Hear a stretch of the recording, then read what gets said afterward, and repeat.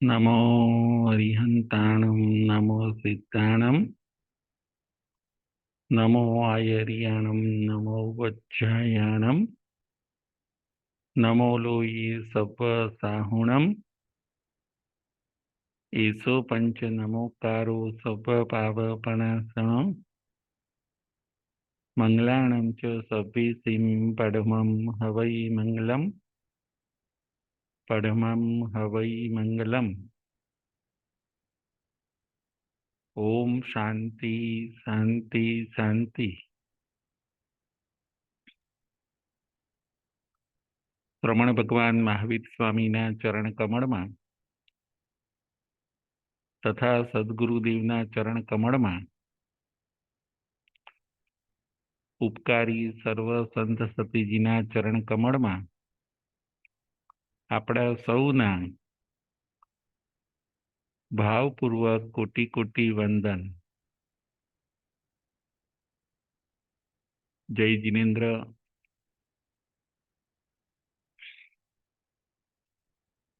તારીખ 11/3/24 ધર્મકથાનું યોગ વાંચણી નંબર 11. કથાના માધ્યમે આજે આપણે તત્વ અને ધર્મને સમજીશું. ધર્મકથાનું યોગ. આજની કથાનું નામ છે મધુબિંદુનું દૃષ્ટાંત. આજની કથાનું નામ છે મધુબિંદુનું દૃષ્ટાંત. મધુ એટલે મધ અને બિંદુ એટલે ડ્રોપ. એક સરસ મજાનું આ દૃષ્ટાંત છે. મધનું ટીમ્પું, એના ઉપર આજે આપણે સમજીશું. એ દૃષ્ટાંતમાંથી આજે આપણે પ્રેરણા લેવાની છે. આજના દૃષ્ટાંતનું નામ છે મધુબિંદુનું દૃષ્ટાંત. એક બહુ મોટું જંગલ હોય છે. એ જંગલમાં ઝાડી ખૂબ હોય છે. પ્રાણીઓનો પણ ભય એની અંદર ઘણો હોય છે. મોટા મોટા વિશાળ વૃક્ષો હોય છે. એ જંગલની અંદર જો કોઈ એકવાર ભૂરલું પડે તો પછી એ બહાર ન નીકળી શકે. એ જંગલમાં રસ્તા હોતા નથી. કોઈક જાણકાર વ્યક્તિ હોય તો જ એ જંગલમાંથી બહાર નીકળી શકે. એવું એ ઘનઘોર જંગલ હોય છે. શાસ્ત્રમાં એને અટવી પણ કહેવામાં આવે છે. અટવી એટલે કે માણસ અટવાઈ જાય. જંગલમાં માણસને રસ્તો ન મળે. હું આમ જાઉં તો જંગલની બહાર નીકળીશ, આમ જાઉં તો જંગલની બહાર નીકળીશ, પણ એ જંગલમાં ગોળ ગોળ ફર્યા કરે. કારણ કે જંગલની અંદર પગદંડી હોતી નથી. વે એટલે કે રસ્તો હોતો નથી. કોઈ બતાવનાર પણ મળતું નથી. આવું એક જંગલ હોય છે. અને એ જંગલની અંદર એકવાર એક પુરુષ ભૂલો પડે છે. એક પુરુષ, એક યુવક એ જંગલમાં ભૂલો પડે છે. એ રસ્તો શોધે છે, પરંતુ રસ્તો મળતો નથી જંગલમાંથી બહાર નીકળવાનો. પ્રાણીઓનો ભય છે. એવા ટાઈમમાં એ યુવક જંગલમાં ફરતો હોય છે ત્યારે એક હાથી આ યુવકને જોવે છે. હાથીને એમ થયું કે આ કોઈક મનુષ્ય મને પકડવા આવ્યું હશે. આ કોઈક મનુષ્ય ના કારણે મને કોઈક મુશ્કેલી આવશે. આવું વિચારીને હાથી પોતે એ પુરુષની પાછળ પડે છે. પુરુષ આગળ અને હાથી પાછળ. હાથીને પોતે સલામત ન લાગ્યો. હાથી ભયભીત થયો કે ક્યારેય નહીં, અને આજે જો આ જંગલની અંદર આ કોઈક વિચિત્ર વ્યક્તિ મને દેખાય છે, એના કારણે મારા ઉપર કદાચ મુશ્કેલી આવશે, અથવા તો અમારી હાથીની જાતિ ઉપર મુશ્કેલી આવશે, એવું માનીને હાથી પોતે પુરુષને મારવા માટે પાછળ દોડે છે. આ પુરુષ પણ જીવ બચાવવા માટે ભાગે છે. પુરુષ આગળ અને હાથી પાછળ. જુઓ, પુરુષના જીવનમાં મુશ્કેલી આવી. મુશ્કેલીમાં મુશ્કેલી. એક તો જંગલમાં ફસાઈ ગયો છે, અને બીજી મુશ્કેલી, એની પાછળ હાથી પડ્યો છે. જંગલમાં ફસાયું એ પહેલી મુશ્કેલી,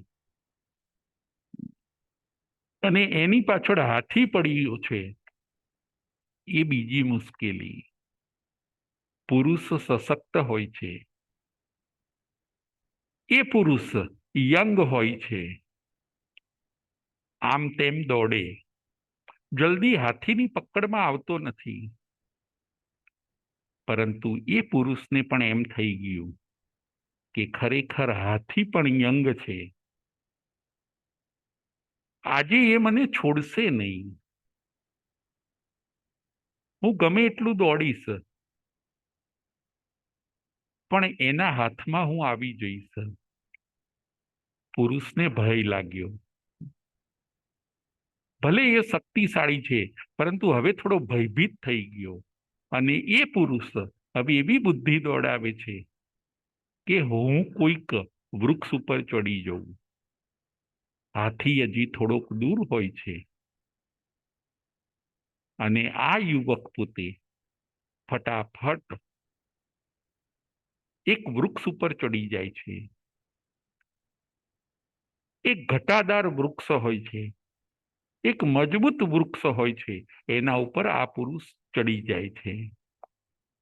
એને એમ થયું કે હવે હું સલામત. વૃક્ષ ઉપર થોડો હાથી આવવાનો છે, હાથી નીચે ફર્યા કરશે, હવે હું સલામત, એમ વિચારીને એ પોતે ઝાડ ઉપર ચડી જાય છે. ઝાડ વડનું હોય છે, ખૂબ મજબૂત ઝાડ હોય છે. એ યુવકને હવે સલામતી લાગી.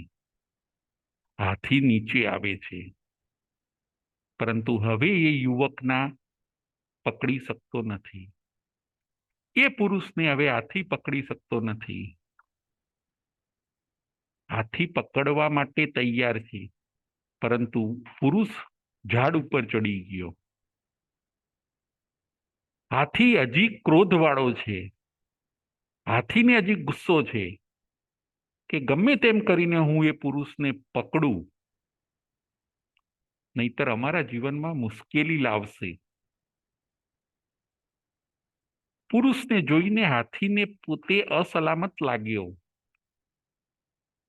હાથી પોતે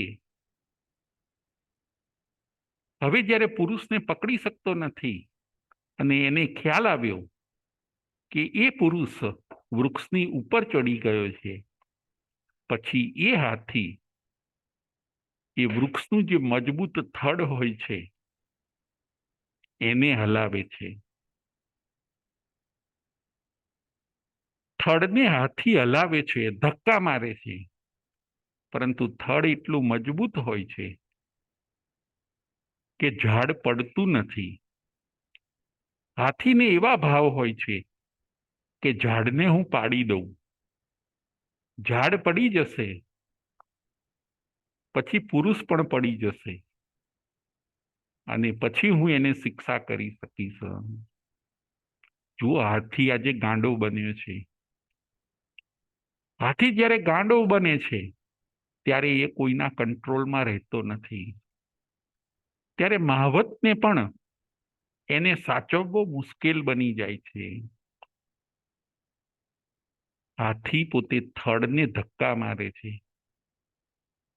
પરંતુ વૃક્ષ લીલું હોય છે, ઘટાદાર હોય છે, મજબૂત હોય છે, એટલે ત્યાં હાથીનું કશું ચાલતું નથી. વૃક્ષ ઉપર પુરુષ છે. થડને ધક્કા લાગવાથી એવું બન્યું કે વૃક્ષની ડાળી ઉપર જે યુવક બેઠો હોય છે એને ડાળીની પકડ છૂટી ગઈ. વૃક્ષ ઉપર જે પુરુષ બેઠો છે અને ડાળી, મોટી ડાળીને બરાબર પકડી રાખી છે, અવારનવાર થડને ધક્કા લાગવાથી એ ડાળીની જે પકડ હતી, હાથની જે પકડ હતી, એ થોડીક છૂટી ગઈ. એ પુરુષથી હાથની પકડ છૂટી ગઈ અને એવું બને છે કે મોટી ડાળી છૂટી ગઈ. મોટી ડાળીથી એ પુરુષ સરકી જાય છે અને ત્યાંથી નીચે આવી જાય છે. નીચે આવતા એ નાની ડાળીઓ પકડી લે છે અને નાની ડાળી પકડીને એ પુરુષ હવે પોતે નાની ડાળી ઉપર લબડે છે. મોટી ડાળી છૂટી ગઈ, મુશ્કેલી વધતી ગઈ, એક પછી એક મુશ્કેલી વધતી ગઈ. અત્યાર સુધી એ પુરુષ મોટી ડાળી ઉપર બેઠો હોય છે, થોડો સુરક્ષિત હોય છે, પરંતુ હવે એ મોટી ડાળી પણ છૂટી ગઈ, હાથમાં નાની ડાળીઓ આવી ગઈ અને આખું શરીર લબડે છે, પગ પણ લબડે છે. હવે નીચે કોઈ આધાર નથી. મુશ્કેલીમાં મુશ્કેલી. સંસારનું પણ કંઈક આવું જ સ્વરૂપ છે. સંસારનું કેવું સ્વરૂપ છે એ આ દ્રષ્ટાંતની અંદર આપણે જોવાનું છે. આજના દ્રષ્ટાંતનું નામ છે મધુબિંદુનું દ્રષ્ટાંત. મધુબિંદુનું દ્રષ્ટાંત. સંસારનું સ્વરૂપ પણ આવું જ છે.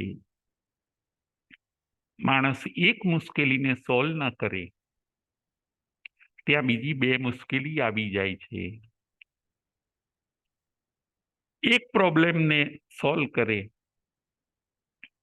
ત્યાં બીજા બે ત્રણ પ્રોબ્લેમ આવી જાય છે. સંસારને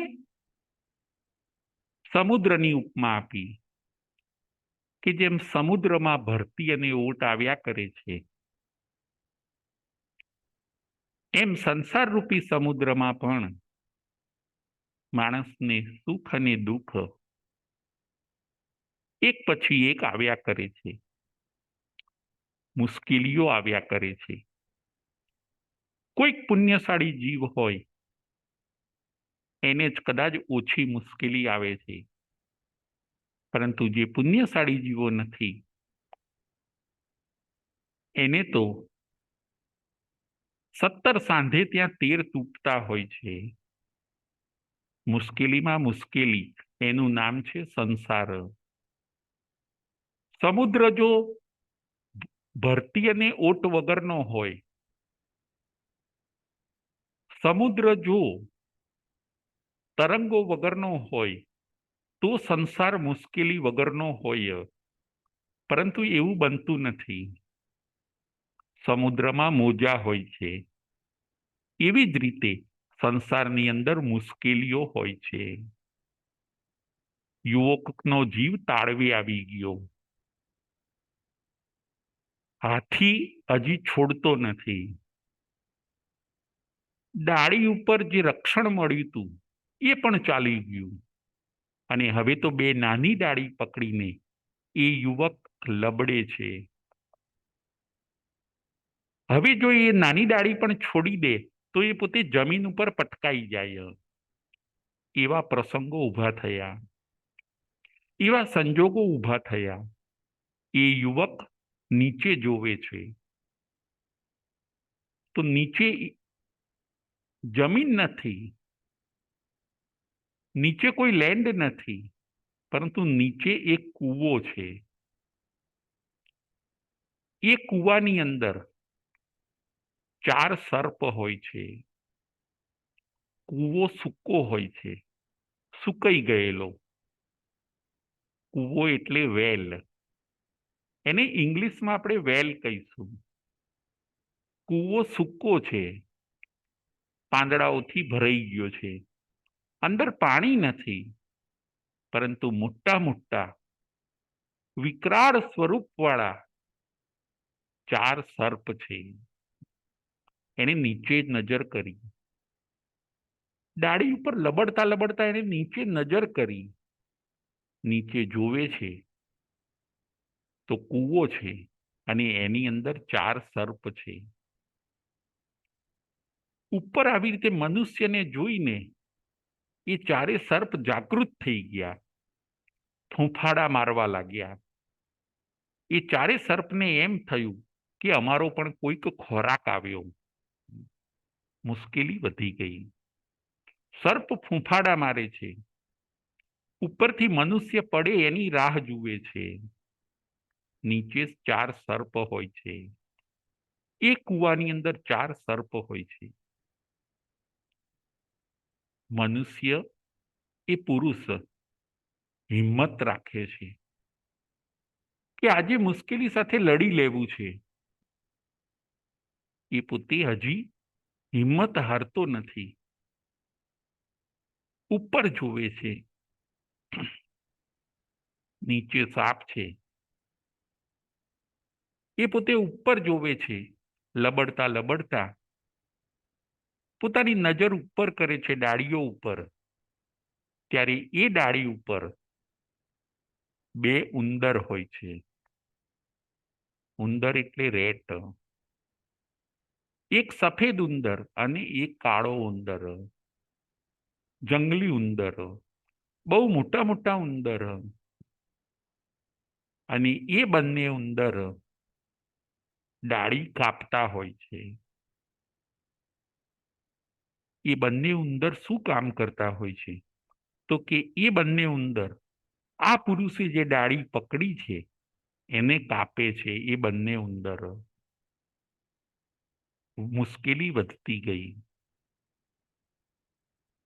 હજી પોતે ઉપર નજર કરે છે, અને ત્યાં એવું બને છે એ મનુષ્ય જ્યારે ઉપર નજર કરે છે ત્યારે એના મુખમાં એક મધનું ટીપું પડે છે. એને થોડોક હાશકારો થયો, એને થોડીક શાંતિ થઈ. એને વધારે નજર ઉપર કરી,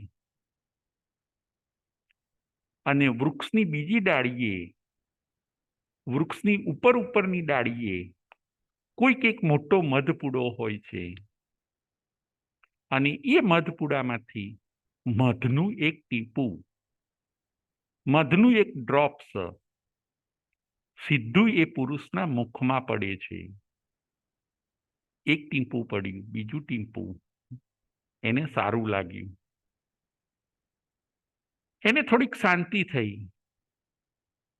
જે ગભરામણ, મુશ્કેલી, જે રાહત હતી એમાં થોડીક એને રાહત મળી ગઈ. એને એમ થયું કે હાસ, ચલો કંઈક તો થોડુંક સારું થયું. મધનું ટીપું એક એક પડે છે મુખની અંદર. એને શાંતિ થાય છે, પરંતુ હજી માથે તો ભય તોળાય છે. અત્યારે ભલે ક્ષણભર એને શાંતિ લાગતી, પરંતુ હવે આ હાથીથી, સર્પથી, એ બધાથી બચવું કેવી રીતે, એ મોટો પ્રોબ્લેમ છે. અત્યારે ભલે એક મધનું નાનું ટીપું સાતા અને શાંતિ આપે છે, પરંતુ માથે મોટો ભય છે. એવામાં નસીબ જોગે એવું બને છે કે એ કોઈ દેવ ત્યાંથી વિમાન લઈને પસાર થાય છે. ઘણા લોકો વિદ્યાધર પણ કહે છે. કોઈક વિદ્યાધર અથવા તો કોઈક દેવ ત્યાંથી વિમાન લઈને પસાર થાય છે. એ જંગલમાંથી પસાર થાય છે. એમણે જોયું કે આ કોઈ પુરુષ મુશ્કેલીમાં લાગે છે, લાવો એમને મદદ કરીએ. દેવ પોતે વિમાન ત્યાં આગળ એની પાસે ઊભું રાખે છે અને દેવ પેલા પુરુષને કહે છે કે ભાઈ, તારી મુશ્કેલી હું સમજુ છું, તું મારા વિમાનમાં આવી જા. હું સમજુ છું કે હાથી અને સર્પ આજે તને છોડશે નહીં. આજે કદાચ તું એ લોકોનો શિકાર બની જાય એવા સંજોગો છે, તો તું ચાલ, મારી સાથે વિમાનમાં આવી જા. હું આ અટવીમાંથી તને દૂર સુરક્ષિત સ્થાને લઈ જઉં. દેવ પોતે એ મનુષ્યને કહે છે. એ પુરુષને દેવ કહે છે કે તું આવી જા મારી સાથે. પરંતુ આ મનુષ્ય તૈયારી બતાવતા નથી. આ પુરુષ કહે છે કે હમણાં 1 મિનિટ શાંતિ રાખો. હમણાં એક ટીપું પડી જાય, મધનું એક ટીપું પડી જાય, પછી હું તમારી સાથે આવીશ. હજી થોડી વાર તમે થોભો, થોડી વાર તમે રાહ જુઓ. મુશ્કેલી છે એ વાત સાચી, પરંતુ હજી હું સશક્ત છું. હાથી નીચે છે, સર્પ તો હજી કૂવામાં છે. મેં તો મજબૂત ડાળીઓ હજી પકડી રાખી છે, એટલે હજી 1-2 કલાક તો ક્યાં નીકળી જાય, ત્યાં સુધી મને કંઈ વાંધો નથી. હજી મધનું ટીપું પડે છે. એ સ્વાદિષ્ટ મધ હજી મારે પીવું છે. થોડી વાર તમે થોભી જાઓ. એ પણ બુદ્ધિશાળી છે, પરંતુ આ ભોગની લાલચ એવી છે કે એ માણસને મજબૂર બનાવી દે છે. થોડું થોડું ટીપું મધનું આવતું જાય છે, એમ એમ એની ઈચ્છા વધતી જાય છે. દેવના કહેવાથી પણ તે પોતે જવાની તૈયારી બતાવતો નથી. હજી થોડી વાર, હજી થોડી વાર. મધુબિંદુની આશામહી ભય માત્ર હું ભૂલી ગયો. રત્નાકર સુરી મહારાજ સાહેબ, જેમણે રત્નાકર 25 બનાવી, એ પોતે કહે છે કે આ કામભોગની લાલચ એવી છે કે એની અંદર માણસ ભય પોતે ભૂલી જાય છે. મધુબિંદુની આશામહી ભય માત્ર હું ભૂલી ગયો.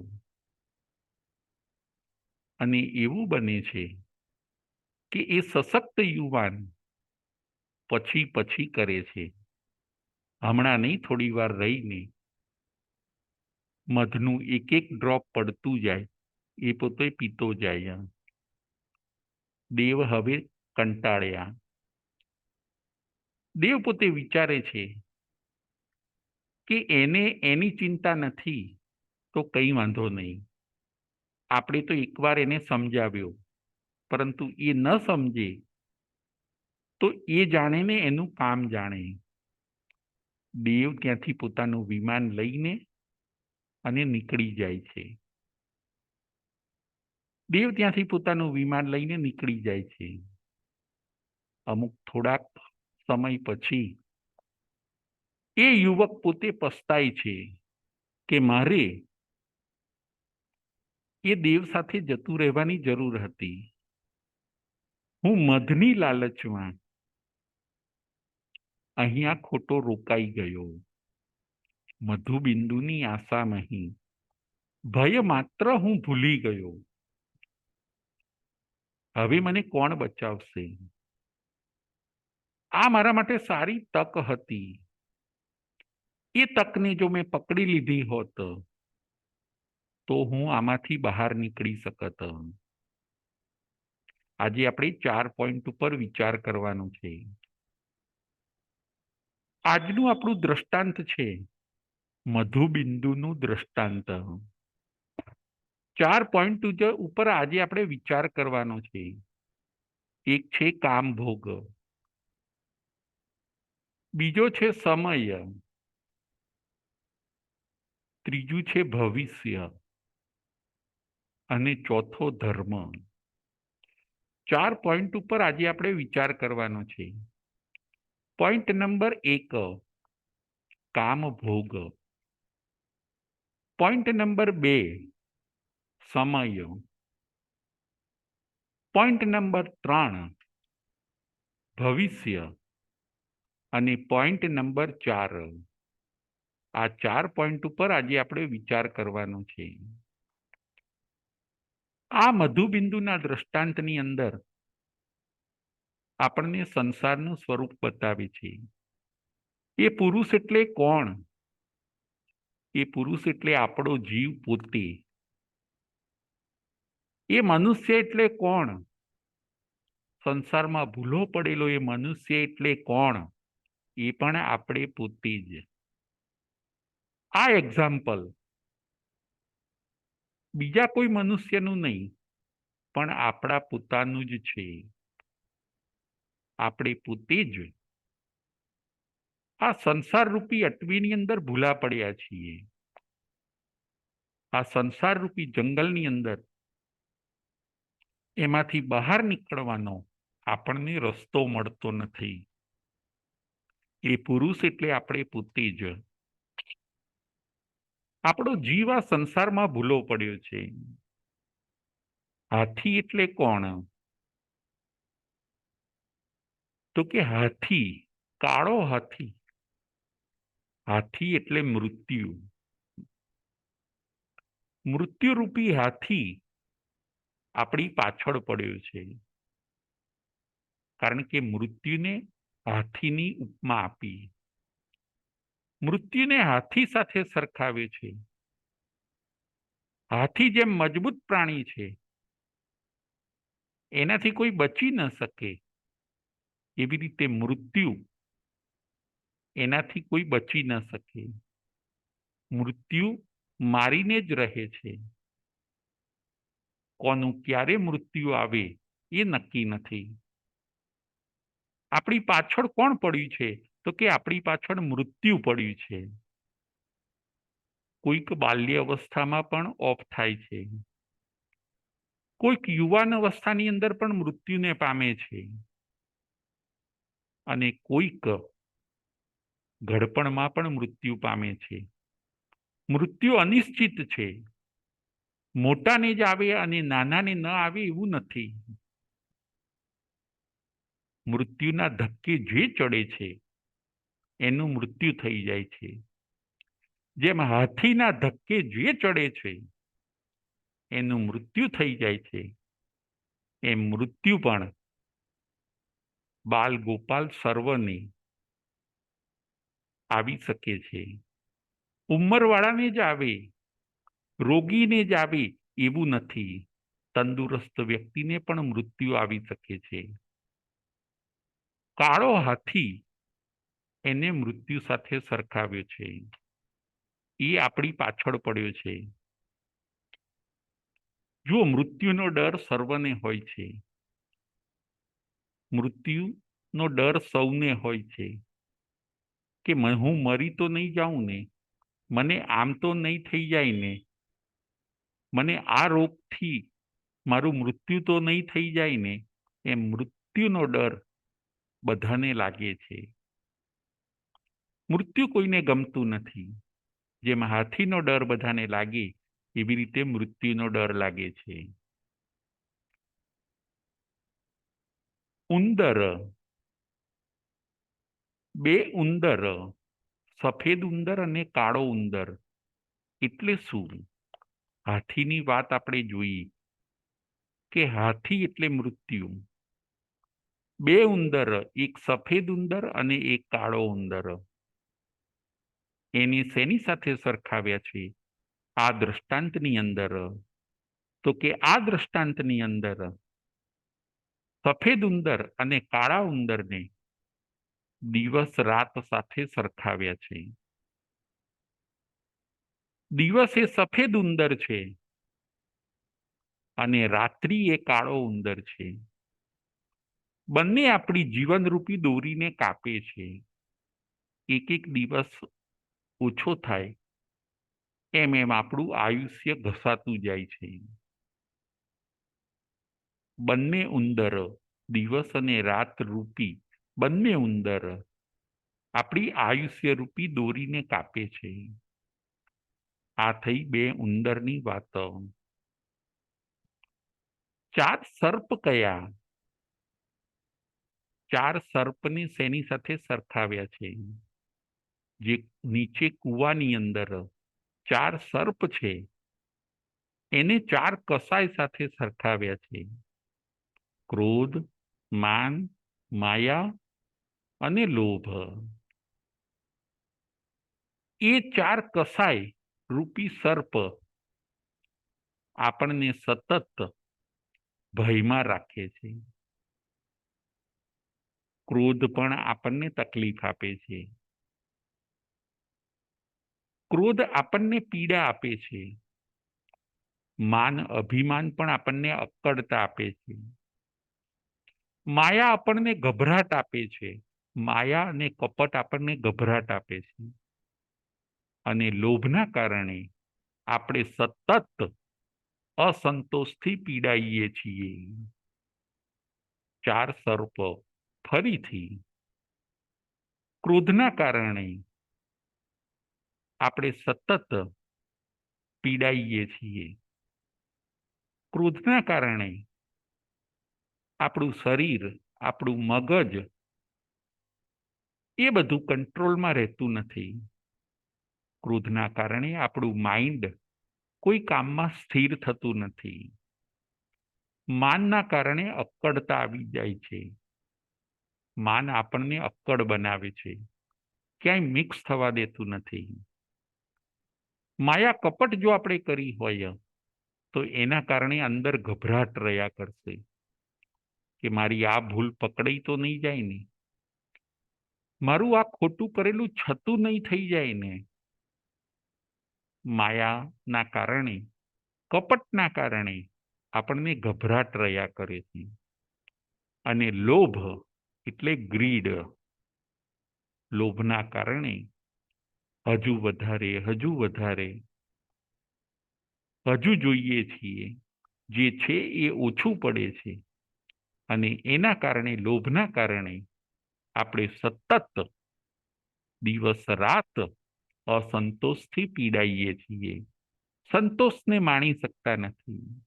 આ ચાર કસાય એ ચાર મોટા ઝેરી સર્પ છે જે સતત આપણને પકડી રાખે છે, આપણને એમના તાબામાં રાખે છે.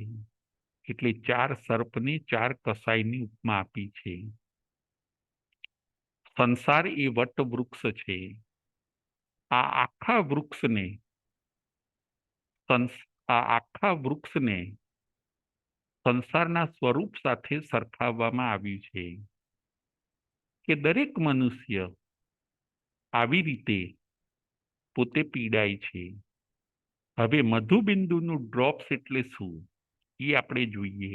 કે મધુબિંદુનું ડ્રોપ્સ એટલે કામભોગ. આપણને થોડાક થોડાક કામભોગ મળે છે એટલે સંસાર સારો લાગે છે. થોડા થોડા કામભોગ આપણને મળે છે, ખાવું પીવું હરવું ફરવું,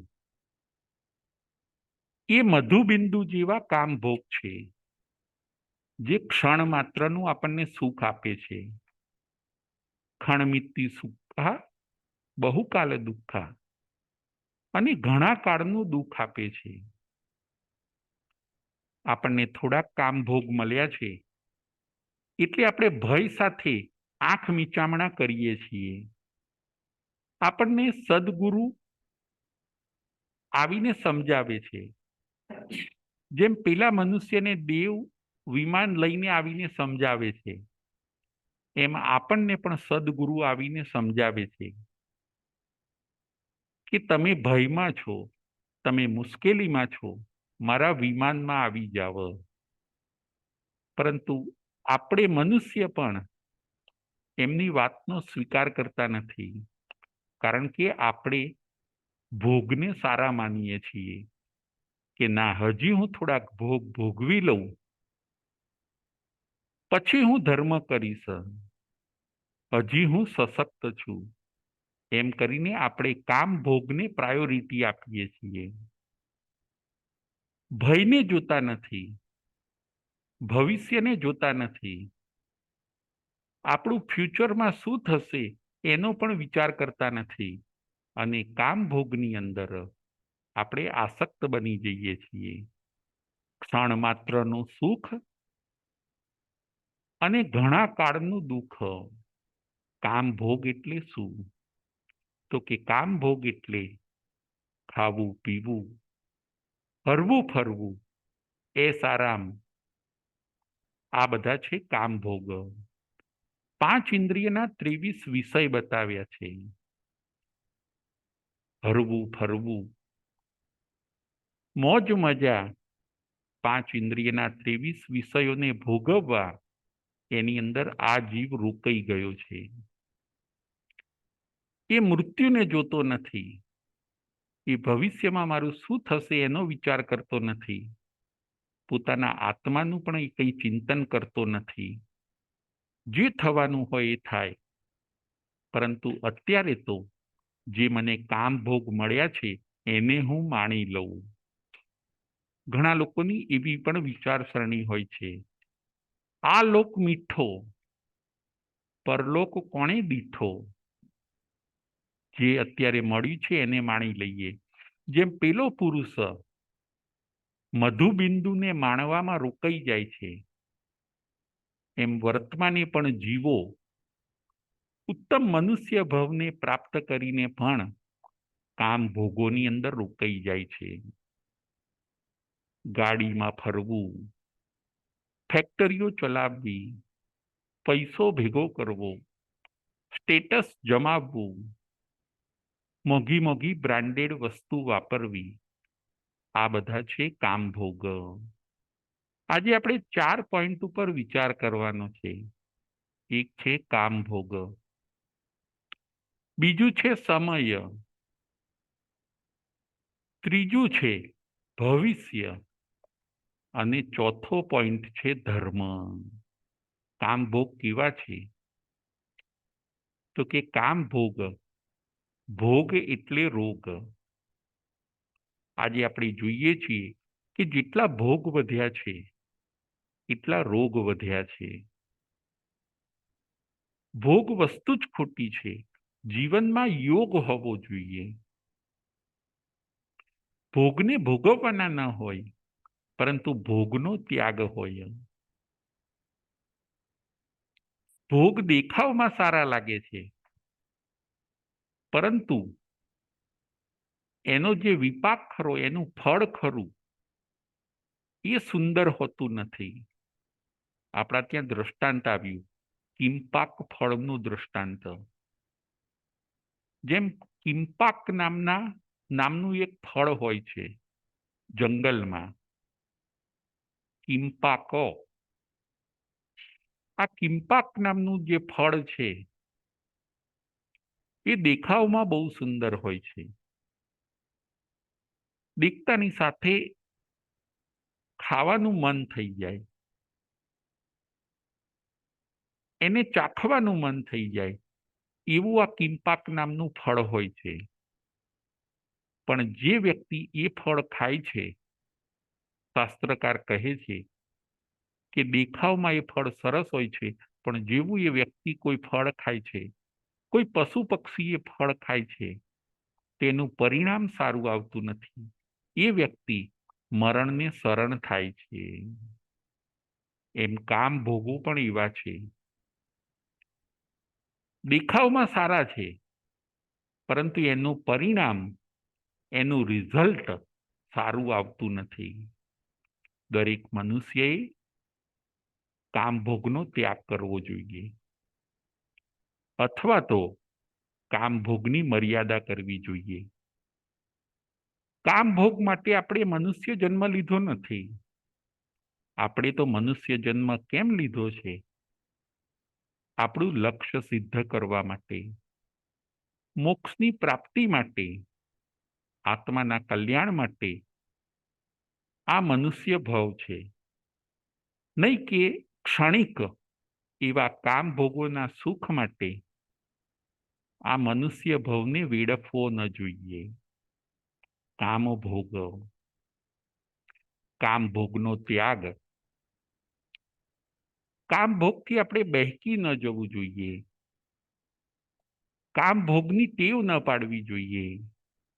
આપણે એવા જીતેન્દ્રિય બનવું જોઈએ, આપણે એવા સુરવીર બનવું જોઈએ કે કામ ભોગ વગર પણ આપણે રહી શકીએ.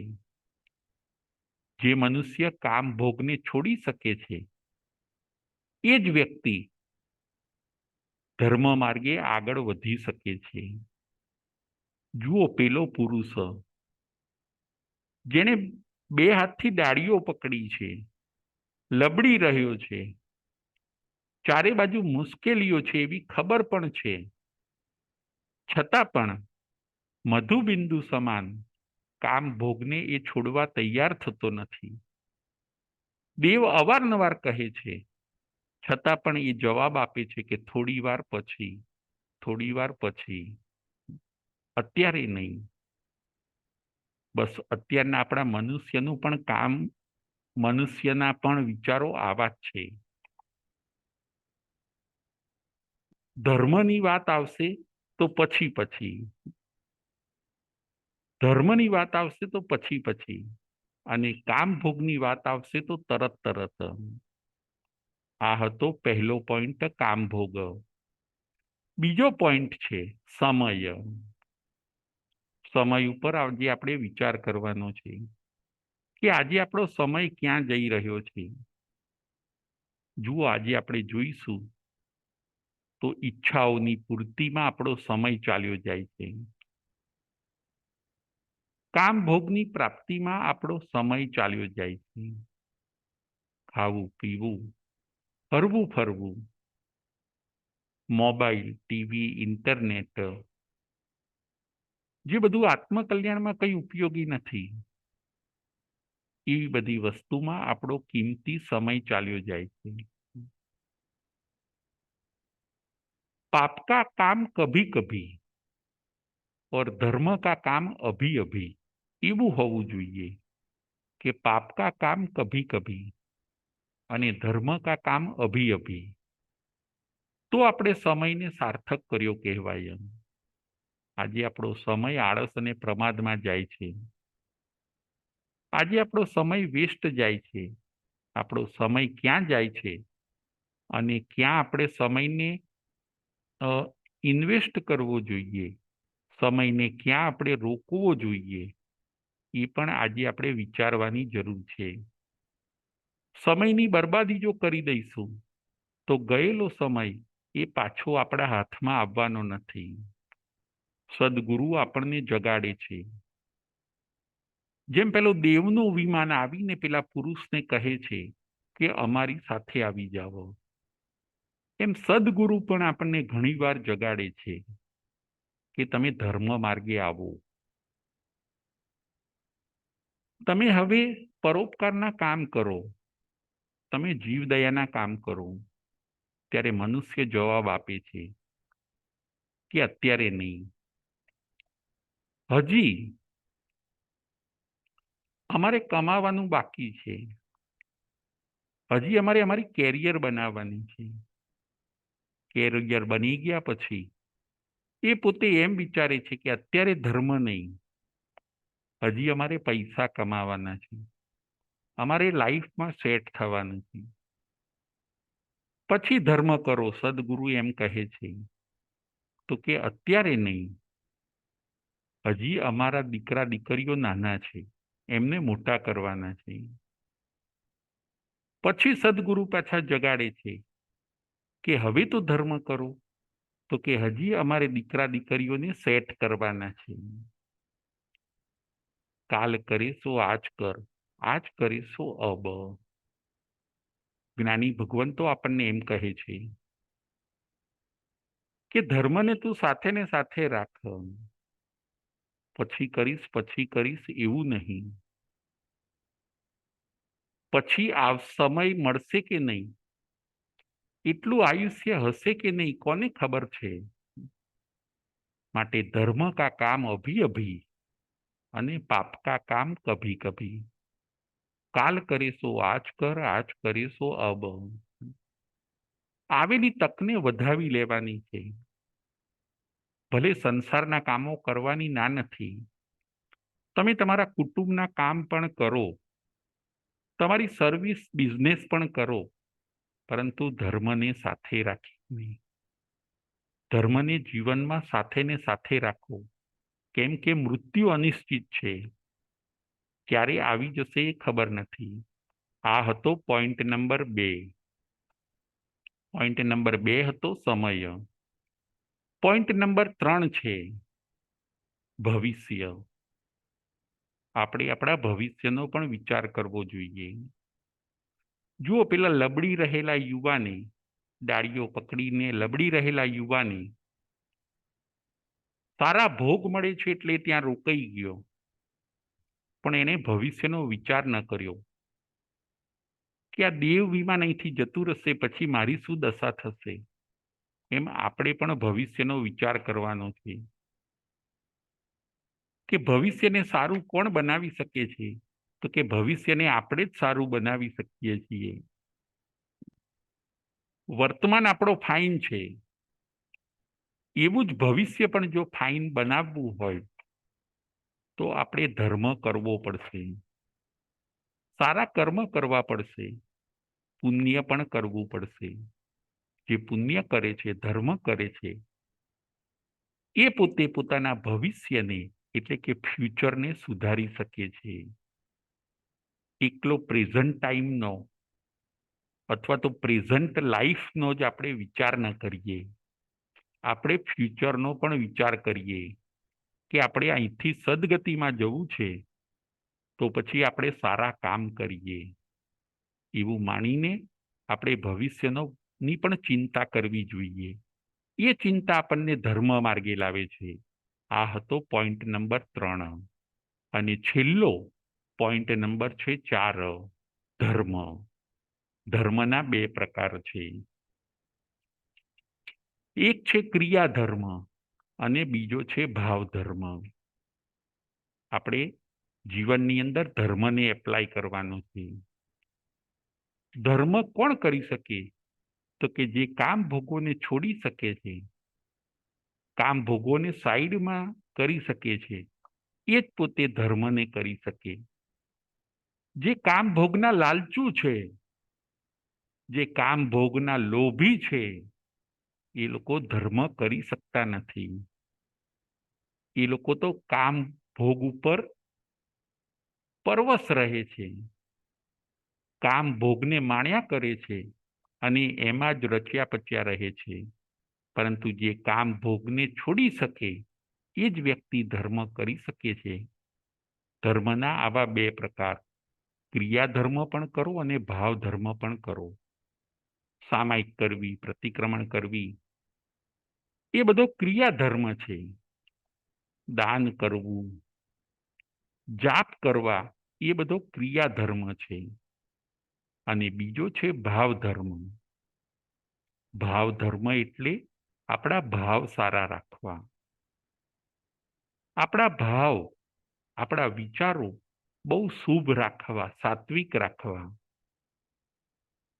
આપણા ભાવ ખૂબ ક્વોલિટી વાળા હોવા જોઈએ કે હું બધાનું સારું કરું, હું બધાનો રિસ્પેક્ટ કરું, હું બધાને સાચવું, હું બધાને ઉપયોગી થવું, મારું ચાલે તો હું કોઈને દુઃખ ન પડવા દઉં. આવા ભાવથી, આ છે ભાવ ધર્મ. એક ક્રિયા ધર્મ અને બીજો ભાવ ધર્મ. સમભાવનો ભાવ રાખો, ક્ષમા ભાવ, ધર્મનો ભાવ, પરોપકારનો ભાવ. સ્વાર્થ ભાવ અશુભ છે, પરંતુ પરોપકારનો ભાવ શુભ છે.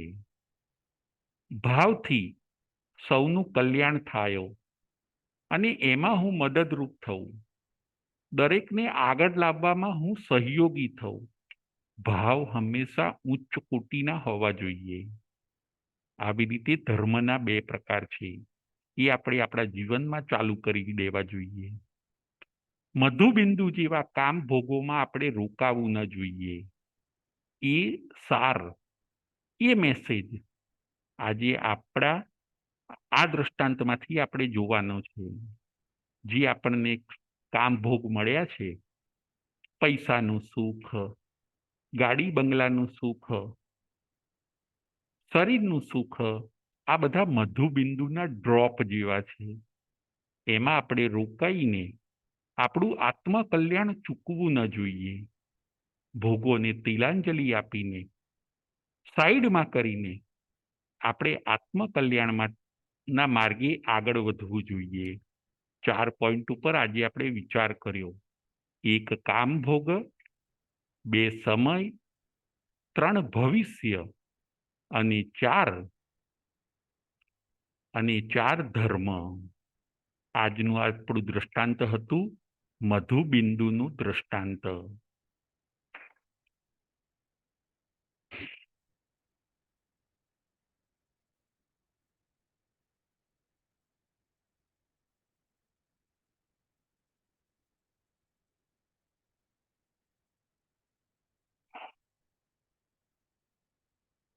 પ્રશ્નોત્તરી.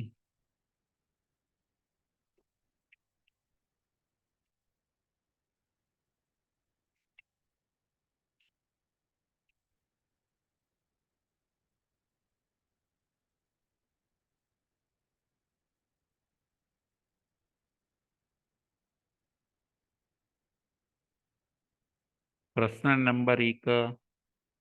પ્રશ્ન નંબર 1, કયા 4 પોઈન્ટ ઉપર આજે આપણે વિચાર કર્યો? કયા 4 પોઈન્ટ ઉપર આજે આપણે વિચાર કર્યો?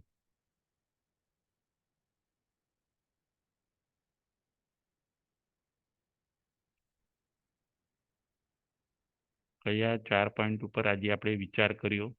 દીનાબેન શેઠ. જય જિનેન્દ્ર. જય જિનેન્દ્ર.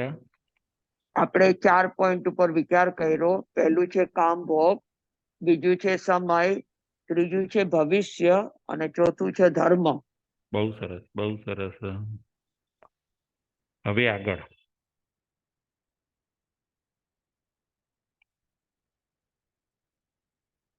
4 સર્પને શેની સાથે સરખાવવામાં આવ્યા છે? 4 સર્પને તેની સાથે સરખાવવામાં આવ્યા છે?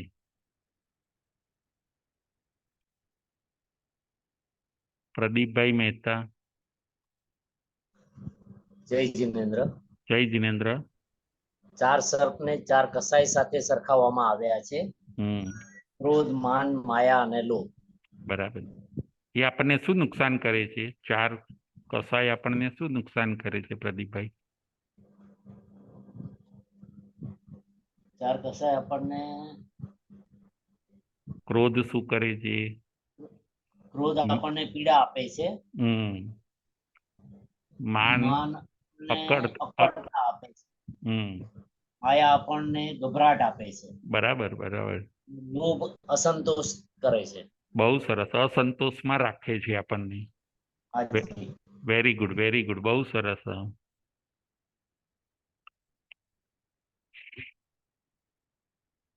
હવે આગળનો પ્રશ્ન, હાથીને શેની સાથે સરખાવ્યો છે?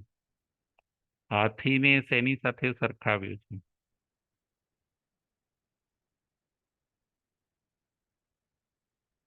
હાથીને શેની સાથે સરખાવ્યો છે?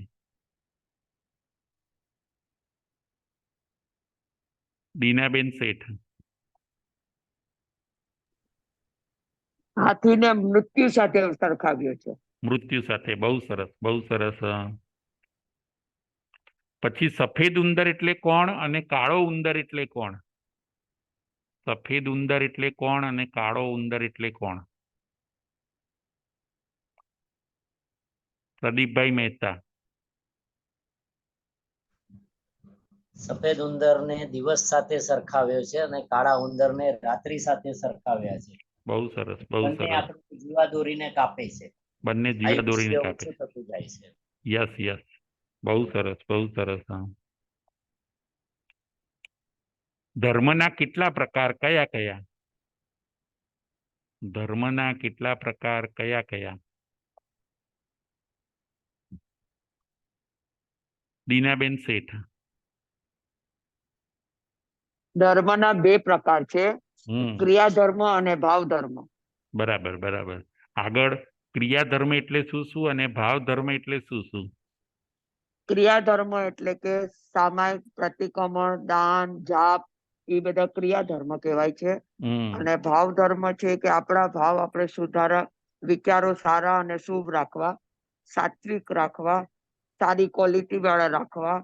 પછી તે આપણને ઉપયોગી છે, સાચવવા જોઈએ એવા સારા ભાવ રાખવા, સમભાવ રાખવો, હમ સમાનો ભાવ રાખવો, પરોપકારનો ભાવ રાખવો, યસ. સ્વાર્થનો ભાવ ન રાખવો. હમ, બહુ સરસ, બહુ સરસ. પછી મધુબિંદુ, આગળનો પ્રશ્ન, મધુબિંદુ સમાન શું છે? મધુબિંદુ સમાન શું છે આ દ્રષ્ટાંતની અંદર? મધુબિંદુ સમાન શું છે? પ્રદીપભાઈ મહેતા.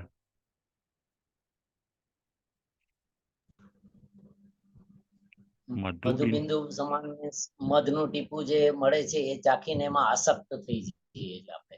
બરાબર. એટલે મધુબિંદુ સમાન શું છે? કામભોગ. કામભોગ છે, બરાબર. કામભોગ એ મધુબિંદુ સમાન છે. બરાબર.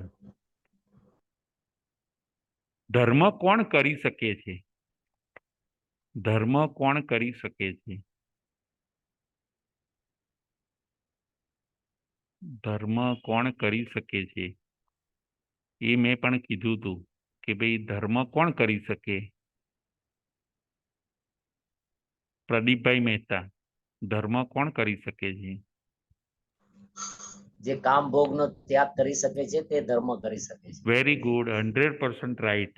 જે કામભોગને સાઈડમાં કરી શકે છે, છોડી શકે છે, ત્યાગ કરી શકે છે, એ જ વ્યક્તિ ધર્મ કરી શકે છે પોતે. બહુ સરસ. હવે આ કથા આપણને શું સમજાવે છે? આ કથાનો સાર અથવા તો આ કથા આપણને શું સમજાવે છે?